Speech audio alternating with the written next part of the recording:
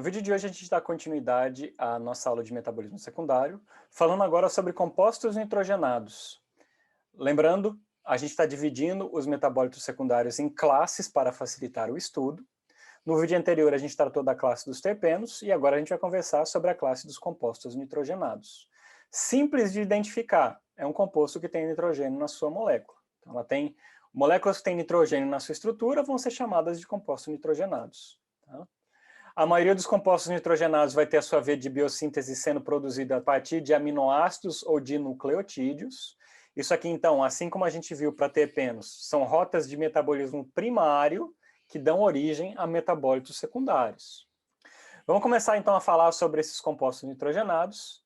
A primeira classe de compostos nitrogenados que a gente vai conversar são os alcaloides, que são, talvez, a maior classe de metabólitos secundários que a gente tem. Mais de 25 mil moléculas já identificadas. E uma delas é essa que vocês estão vendo aqui, a nicotina. É um composto nitrogenado classificado como alcaloide. Para ser considerado alcaloide, o nitrogênio tem que ser parte de um anel heterocíclico e esta molécula tem que apresentar um pH alcalino quando ela está no citoplasma ou no vacúolo. Por isso que a gente chama ela de um alcaloide, por causa desse pH alcalino, essa característica alcalina que ela tem. A maioria dos alcaloides vai ter um gosto amargo, e a função dele é justamente deter hebivoria. Então, quando um inseto ou um animal de grande porte se alimenta de uma folha que produz um alcaloide, aquele composto vai ter esse gosto desagradável e isso vai deter a hebivoria. Mas fiquem comigo que a gente vai ter mais funções do que só o gosto amargo. Vocês vão ver que vários desses alcaloides são capazes de alterar comportamento animal, como, por exemplo, a nicotina. Então, esses alcaloides, eles afetam neurotransmissores e ações enzimáticas, principalmente do nosso trato digestivo. E isso pode impactar o comportamento dos animais. Tá? Então, eles são amplamente associados à defesa contra predadores, especialmente mamíferos. Para os apreciadores da arte, aqui está um quadro do Claude Monet, chamado Caminhar num Campo de Papoulas. Essas florzinhas vermelhas que vocês estão vendo, então, são papoulas. Aqui está ilustrada a papoula agora numa foto verdadeira. Mais figurinhas da papoula. O que a gente faz com a papoula e por que a papoula está aqui numa aula de metabolismo secundário? Por que será que a papoula está aqui? Vamos conversar um pouquinho sobre a papoula. Em 3000 a.C., os sumérios descreviam a papoula como a planta do prazer. Os gregos sabiam que o látex da papoula, que está ilustrado nessa imagem aqui de baixo, apresentavam efeitos analgésicos e relaxantes. E aí, o que será que a gente extrai da papoula? Nós extraímos o ópio da papoula.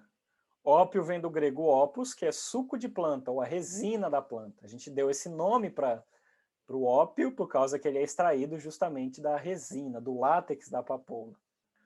O Cláudio Galeno, que era esse cirurgião grego amplamente famoso, escreveu sobre a papoula uma passagem muito interessante que eu queria ler com vocês aqui.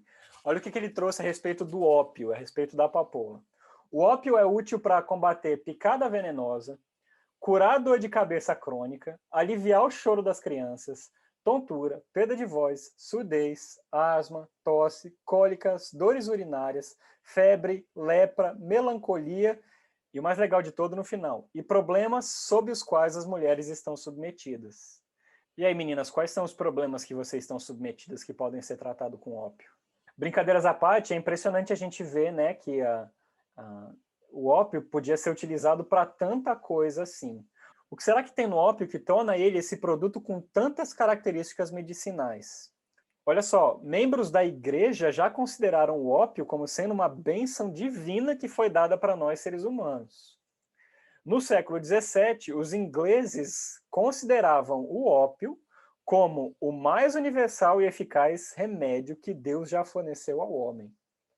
Impressionante, né? Tanto de coisa que a gente tira desse ópio. Que milagroso que é esse ópio, né? O que tem dentro do ópio, pessoal? Em 1806, o Frederick Sertúner vai tentar identificar qual é o princípio ativo do ópio. E ele extrai o princípio ativo, que é esse que vocês estão vendo aqui, que é um alcaloide, é um composto secundário encontrado no látex da papoula. Será que vocês sabem que molécula é essa aqui?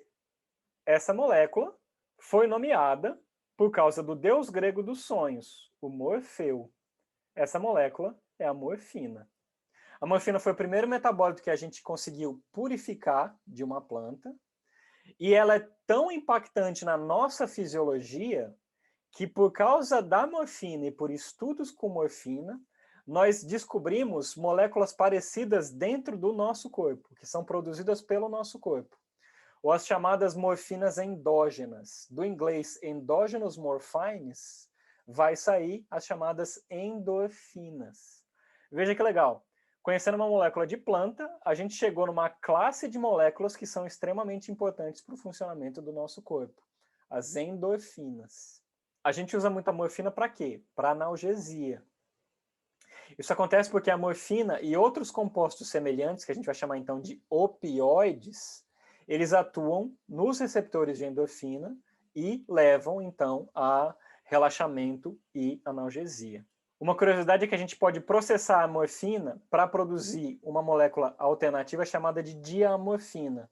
A diamorfina foi descoberta em 1874 e ela possui um poder analgésico que é 2 vezes mais forte que a morfina. Só que ele tem uma eficiência um pouco mais baixa porque ele é pouco duradouro, esse efeito. Tá?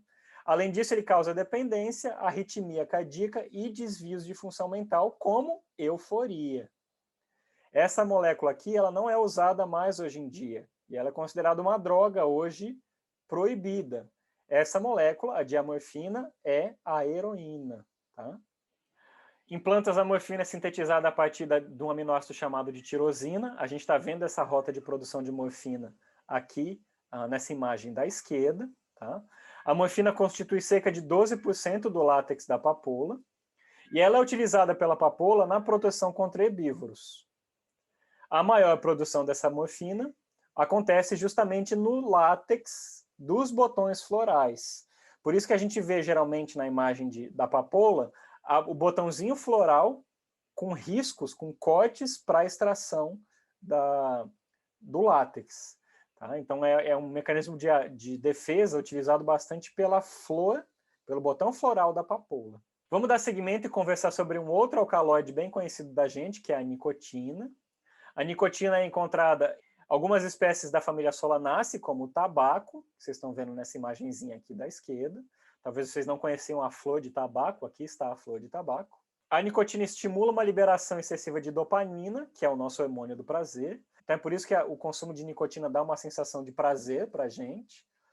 Tá? Ele pode atuar em neuroreceptores envolvidos com o processo de contração muscular.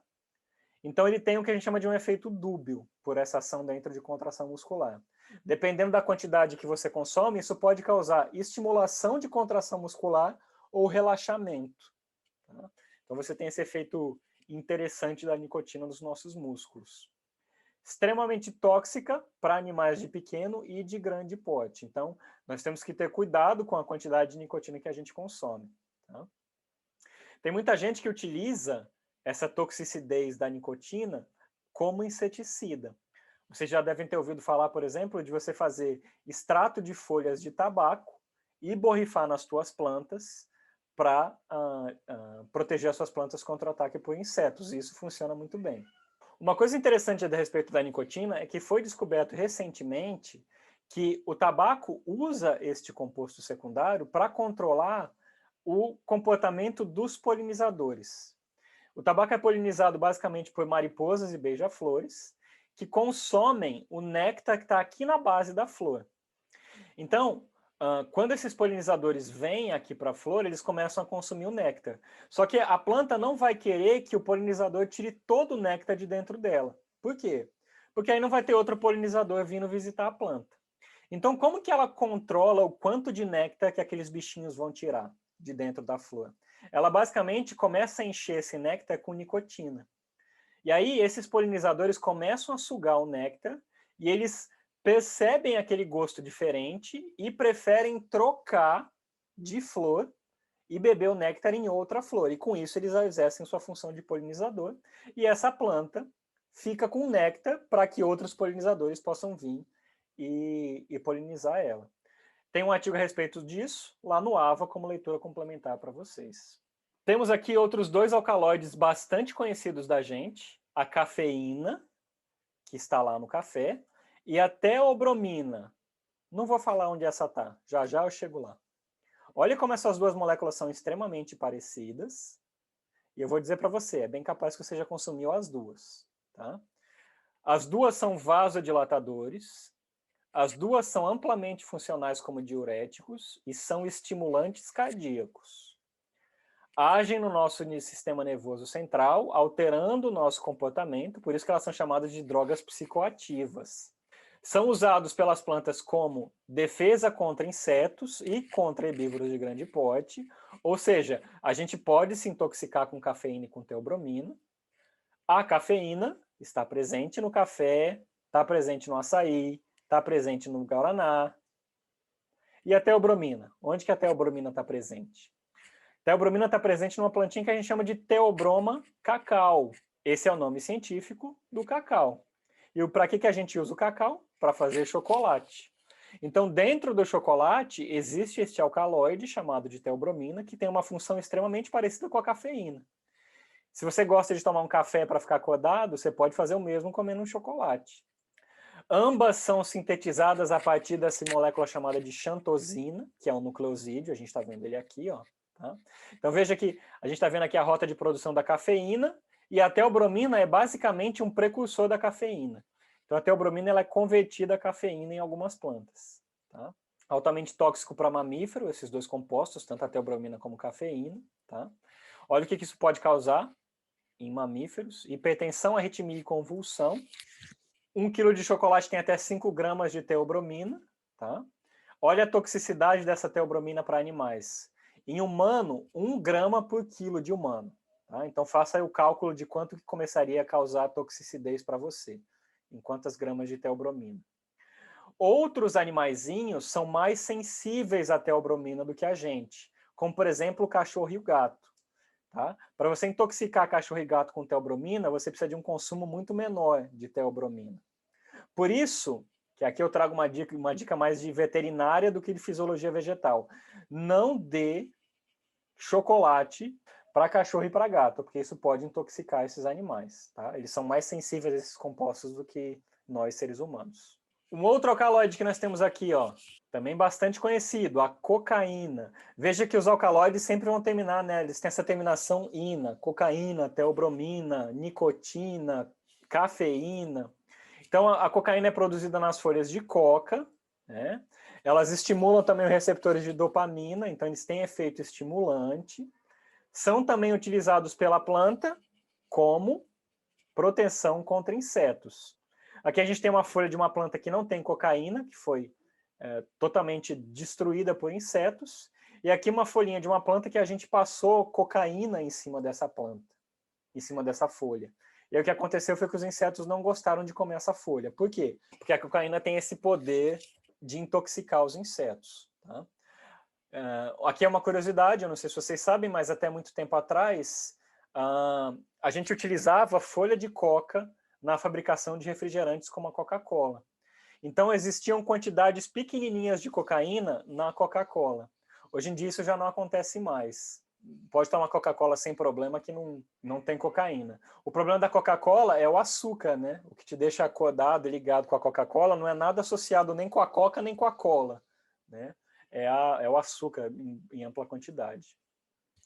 Vamos sair de alcaloides, vamos falar agora de glucosinolatos e glicosídeos cianogênicos, tá? Que também são compostos nitrogenados. Glicosídeos cianogênicos são produzidos nessas famílias como Euphorbiaceae e Rosaceae. Glucosinolatos, que nós já tratamos lá na nossa aula introdutória de metabolismo secundário, são produzidos pela família Brassicaceae. Esses compostos aqui, ó, como glucosinolatos, eles dão aquele gosto da mostarda. Né? Então, se você já comeu mostarda, aquele gosto picante da mostarda é basicamente glucosinolato. E aquilo pode te intoxicar. O que acontece com essas moléculas é que quando elas são quebradas, elas dão origem a um gás extremamente tóxico, que é o gás cianeto. E esse gás pode levar à morte. Ele bloqueia a cadeia transportadora de elétrons, como a gente já viu lá na aula de respiração, né? Isso pode levar à morte. Tá? Então, a formação desses cianetos, através da quebra desses compostos, ele leva à intoxicação. Por isso que eles são chamados de glicosídeos cianogênicos, porque eles dão origem, eles dão gênese a cianetos. Como é que a planta se beneficia disso, né? Como é que isso pode ser benéfico para a planta? A planta ela armazena o glicosídeo no vacúolo e a enzima de degradação desse glicosídeo para formar o cianeto está no citoplasma, está num compartimento diferente. Então, a gente tem essa separação física e a planta nunca vai ter a formação de cianeto dentro dela. Já quando um herbívoro vem e começa a mastigar essa folha, o que o herbívoro faz? Quando ele mastiga a folha, ele rompe essas estruturas celulares e ele traz o glicosídeo perto da enzima de degradação. E isso vai levar à geração, então, do cianeto, que vai intoxicar o herbívoro dentro do trato digestivo do animal. Então, essa reação ela vai acontecer dentro lá do trato digestivo e vai intoxicar o animal de dentro para fora. Vocês talvez já tenham ouvido a história de mandioca brava. A mandioca brava é uma variedade de mandioca que ela tem bastante glicosídeo cianogênico na raiz. E por isso que a gente não pode comer a mandioca brava sem você fazer um tratamento antes. Se você não cozinhar ela muito bem, ela pode levar até a morte. A gente tem descrição disso na literatura, de gente morrendo por causa de glicosídeo cianogênico de mandioca brava. Tá? Então, a gente tem que tratar essa mandioca brava, a gente tem que ferver ela antes de consumi-la. Por que a gente tem que ferver a mandioca brava? Porque a fervura vai levar à desnaturação dessa enzima de degradação. E aí você não tem mais a formação desses glicosídeos cianogênicos na mandioca brava depois que você ferve ela. Tá? Não se preocupem se você está comendo uma mandioca que não é mandioca brava, que ela não tem esse tipo de composto. A gente encerra então aqui o nosso vídeo de compostos nitrogenados. E no próximo vídeo a gente conversa sobre a última classe de compostos secundários, os compostos fenólicos. Vejo vocês lá. Tchau, tchau.